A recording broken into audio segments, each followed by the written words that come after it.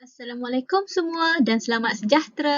Pada hari ini topik kita ialah Hang Tuah Laksmana Terbilang. Hang Tuah ialah seorang pahlawan legenda berbangsa Melayu pada masa pemerintahan Kesultanan Melaka pada abad ke-15. Kira-kira bermula 1400 sehingga 1511. Menurut rekod sejarah, beliau lahir di Kampung Sungai Duyung, Melaka, kira-kira dalam tahun 1444. Bapanya bernama Hang Mahmud, manakala ibunya pula ialah Dang Merduwati. Bapanya juga pernah menjadi hulu balang istana yang handal suatu ketika dulu. Begitulah juga ibunya yang merupakan keturunan dayang di istana. Hang Tuah ialah Laksmana yang terkenal dengan kesetiaannya kepada raja dan merupakan petarung silat yang amat handal dan tiada tolak bandingannya. Hang Tuah dan 4 orang kawannya, Hang Jebat, Hang Kasturi, Hang Likir dan Hang Likiu menuntut ilmu bersama adiputra di Gunung Ledang. Selesai menuntut ilmu, mereka berlima kembali ke kota Melaka. Pada suatu hari, mereka berjaya menyelamatkan Datuk Bendahara daripada seorang lelaki yang sedang mengamuk. Datuk Bendahara kagum dengan ketangkasan mereka dan menjemput mereka semua ke rumahnya dan seterusnya mengambil mereka untuk bertugas di istana. Sejak itu, Hang Tuah dan sahabat-sahabatnya amat disayangi oleh Sultan sehinggalah Hang Tuah mendapat gelaran Laksmana. Semasa mengiringi Sultan Melaka ke Majapahit di Tanah Jawa, Hang Tuah telah berjaya membunuh seorang pendekar Jawa bernama Taming Sari. Dalam pertarungan itu, Taming Sari seorang pendekar yang kebal yang tidak dapat dilukakan. Tetapi Hang Tuah mengetahui bahawa kekebalan Taming Sari terletak pada kerisnya. Oleh itu, Hang Tuah berjaya merampas keris berkenaan dan membunuh Taming Sari. Kemudian keris itu dianugerahkan oleh Betara Majapahit kepada Hang Tuah. Pada suatu hari, Hang Tuah telah difitnah oleh Tun Ali dan juga Atas Sultan Patih Karma Melur. Hang Tuah dihukum bunuh kerana difitnah berzina dengan Melur yang telah menjadi gundi Sultan. Namun, hukuman mati tidak dilaksanakan oleh bendahara.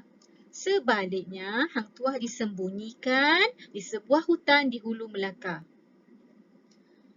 Hang Jebat telah dilantik oleh Sultan menjadi Laksmana menggantikan Hang Tuah dan keris Taming Sari telah dianugerahkan kepada Hang Jebat. Hang Jebat sebagai sahabat karib Hang Tuah menyangka bahawa Hang Tuah telah teraniaya dan telah menjalani hukuman mati, bertindak menjadi derhaka kepada Sultan dan mengambil alih istana. Sultan Mahmud terpaksa melarikan diri dan berlindung di rumah bendahara.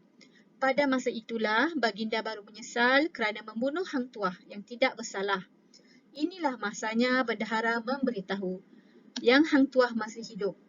Hang Tuah kemudiannya telah dipanggil pulang dan dititahkan membunuh Hang Jebat. Setelah 7 hari bertarung, Hang Tuah akhirnya merampas semula Taming Sari daripada Hang Jebat dan membunuhnya. Pengajaran daripada kisah ini ialah kita hendaklah berani menghadapi musuh supaya keselamatan negara akan terjamin. Kita hendaklah rasional membuat keputusan agar tidak menyesal pada masa akan datang. Janganlah kita mempunyai perasaan dendam supaya hidup kita sentiasa bahagia. Dan kita hendaklah mengamalkan sikap pemurah agar kehidupan kita sentiasa dirahmati Tuhan. Sebagai rakyat, hendaklah sentiasa patuh akan perintah dan sentiasa membuat kebaktian kepada raja selagi titah perintah tersebut tidak memudaratkan diri sendiri dan orang lain. Kualiti yang ada pada Hang Tuah, beliau merupakan seorang yang bijaksana. Beliau menguasai 12 bahasa untuk memudahkannya menjalankan tugas rasmi. Kedua, beliau seorang jujur dan amanah, menjalankan tugas yang diamanahkan dengan jujur demi kesejahteraan Melaka. Ketiga, beliau seorang yang bertanggungjawab. Beliau menjaga nama baik Melaka semasa menjadi utusan ke China, India dan Turki. Beliau seorang yang sangat hebat dalam persilatan dan berjaya meningkatkan Melaka menjadi pusat perdagangan yang terkenal di dunia. Beliau merupakan seorang yang taat setia kepada Sultan.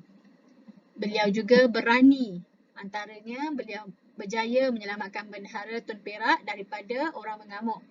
Dan juga Hang Tuah berjaya mengalahkan orang upahan Majapahit yang dihantar oleh Patih Gajah Mada daripada serangan. Beliau juga mahir dalam ilmu persilatan dan juga mempelajari ilmu persilatan dengan gurunya Arya Putra. Kualiti diri yang dimiliki oleh Hang Tuah telah membawa kestabilan dan kemakmuran Kesultanan Melayu Melaka. Antara peranan Hang Tuah semasa bawah pemerintahan Kesultanan Sultan Mansur Shah, beliau seorang yang setia kepada Sultan dan sentiasa mengiringi Sultan. Beliau juga sebagai seorang ketua Angkatan Laut yang sentiasa menjaga perairan Melaka supaya bebas daripada Lanun. Beliau juga mengawal Sultan dan melaksanakan segala perintah Sultan. Pergi Minang pun dia, pergi menjadi utusan pun Hang Tuah. Beliau menjaga keselamatan pedagang. Itu sebab Melaka pernah menjadi pusat perdagangan dunia kerana kepercayaan pedagang-pedagang luar untuk datang ke Melaka untuk berdagang. Keempat, beliau menjaga keamanan perairan. Dan yang terakhir, beliau berjaya meminang Tun Teja untuk dijadikan sebagai isteri kepada Sultan. Berikut adalah tempat yang dinamakan sempena nama Hang Tuah. Okey, selain pada yang kamu lihat, ada 5 jalan di Malaysia yang dinamakan sebagai Jalan Hang Tuah. Ada dekat Kuala Lumpur, ada dekat Johor, Melaka, Ipoh, ya. Dan kapal Angkatan Tentera Laut juga menamakan salah satu kapalnya sebagai KD Hang Tuah. Baik, selain pada tu,